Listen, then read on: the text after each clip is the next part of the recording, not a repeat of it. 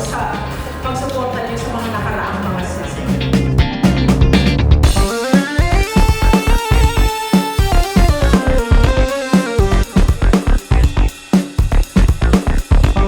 Salamat sa ating mga nagpipitarang press people na nandito ngayon. Salamat sa inyong time. And syempre pa ang Clash po 2024 ay ipamalita natin na ito na malapit.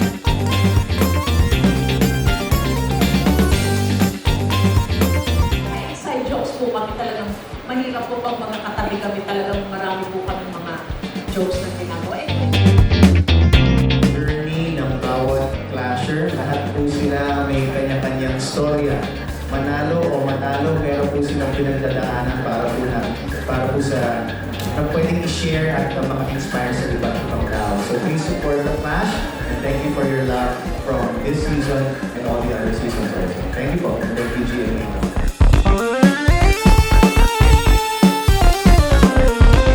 They have to be good singers.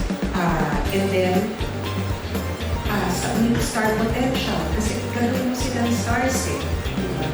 And gusto ko yung sinabi ni Christian kasi yun sa akin super important, yung grit. Kasi U-turn. Na, hindi kasi diba, sabi nga niya, after winning, you have to survive.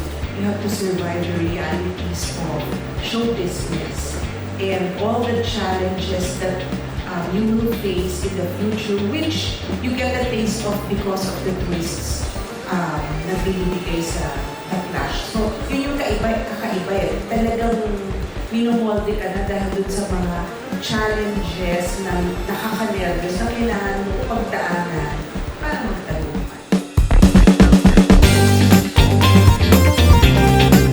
Sana po yabangan niyo po ang mga bakbakan at mga yung mga matitinding bilitan, matitinding bardagulan sa Clash Arena. Kaya talagang kailangan ninyong abangan kasi sobrang ganda nitong show and talagang nagpo-produce ang The Clash ng world-class singer.